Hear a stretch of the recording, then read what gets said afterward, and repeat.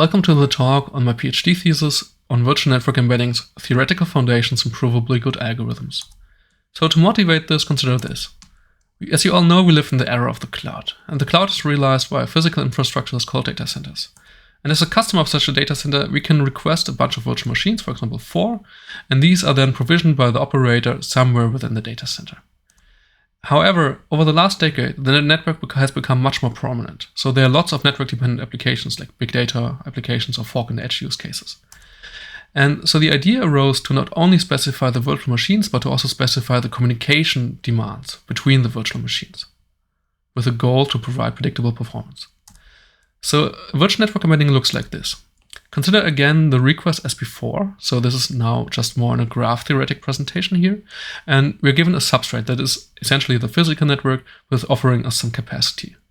A virtual network embedding looks like this, namely that we map each virtual node to a substrate node and that we map virtual edges to paths in the substrate, so to connect the respective virtual nodes. And we generally consider two types of restrictions. We generally consider feasibility restrictions, namely that the capacities in the substrate may not be exceeded. And we consider use case specific validity arguments like, okay, we cannot place the specific virtual node in the US due to GDPR constraints, or we cannot route our sensitive traffic through North Korea. Or in the case of fork or edge use cases, we cannot have a latency more than 2 milliseconds between these two nodes. So all these restrictions arise across very different applications and use cases, and I refer to them as the embedding problem zoo.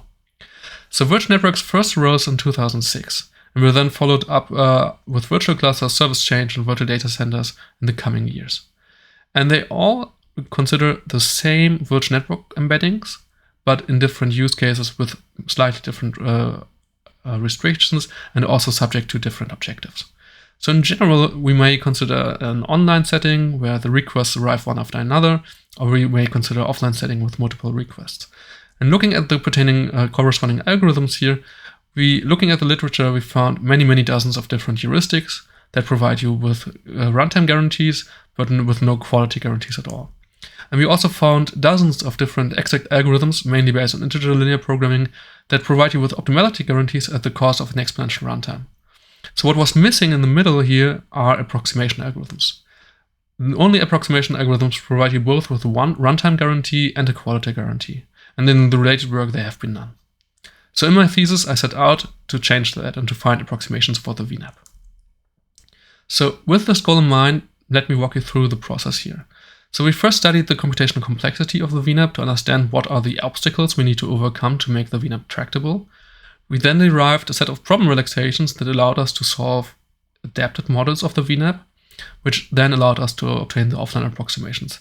And I'm going to talk about all of these 3 steps a little bit in this talk here. So pertaining to the computational complexity, we considered any combination of meaningful node restriction and edge restriction. So we considered node capacities and node placement restrictions, and we considered edge capacities, edge routing restrictions, and edge latencies. And for each of these combinations, we've proved that the VNAP is NP complete.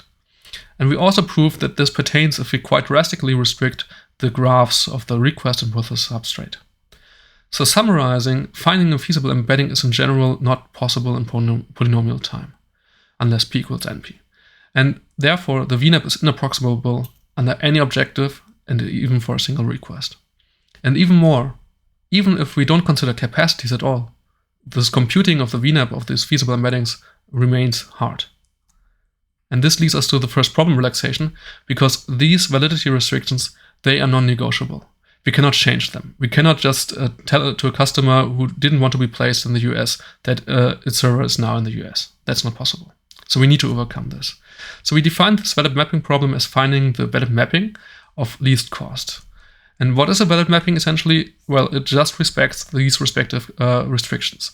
So it doesn't take into account capacities. So the first valid mapping obeys capacities, but the second doesn't. So to solve this valid mapping problem, we came up with the dynamic programming algorithm, which works on so-called tree decompositions. And a tree decomposition essentially allows you to transform any arbitrary graph to a tree.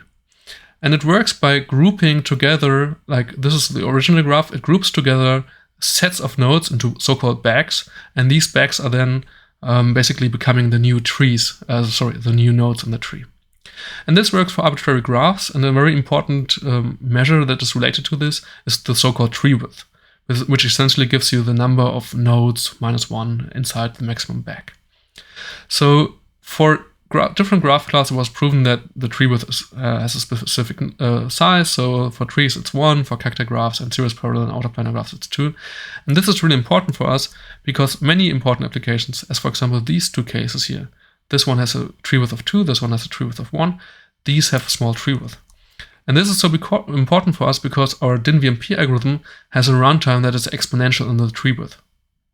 So it only runs in polynomial time for requests of limited tree width, and runs in exponential time otherwise.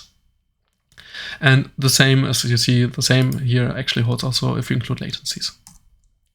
So as a next step, using this DIN-VMP algorithm, we then considered how to compute convex combinations of valid mappings. So instead of asking for a single valid mapping, we allowed for, okay, give us multiple, return us multiple. And we're going to consider this using the example of the profit variant of the offline VNAP.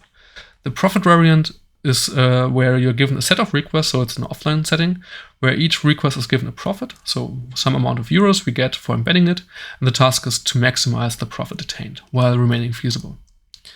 And you can quite easily state this sort of problem as a linear program, where you say, okay, for each of the valid mappings here, you introduce a variable fkr, and then you state, okay, we can select at most one mapping cumulatively for each of the requests, and we enforce capacities, and then we maximize the profit. So this is all nice and well. The problem here is that we state this linear program over a set that is an exponential in size. So normally the valid mappings are of exponential size, the set is, and this is a big problem, but we can overcome this problem using a technique known as column generation. So when solving this linear program, we introduce only valid mappings that are as needed during the runtime. And due to a famous result by Grötsche, Shriver, and Lovash et al., we obtain a runtime that is also in XP time. So this is essentially just like the runtime of the DIN-VMP algorithm with a further polynomial in front of it. So finally, considering the approximation algorithms, let me give you an example. So we consider the same substrate, the same request, which is now attributed with a profit of 100, and another request which is attributed with a profit of 50. And considering a solution to a linear program like that I've just shown you, you're given now like 3 options for the first request, one with a value of 0.5, one with 0.3, one with 0.2, so they sum up to 1 overall. And for the second request, you're given basically an embedding with an overall weight of 0.666, and so on, where the first one is 1/2 and the second one is 1/6. And using these fractional solutions, we can turn them now into integral solutions where only one valid mapping is selected for each request via a technique called randomized rounding. So we interpret the values assigned to each of the valid mappings as probabilities and draw accordingly. And we repeat this process until a good solution has been found. A good solution meaning here one that really is an approximation.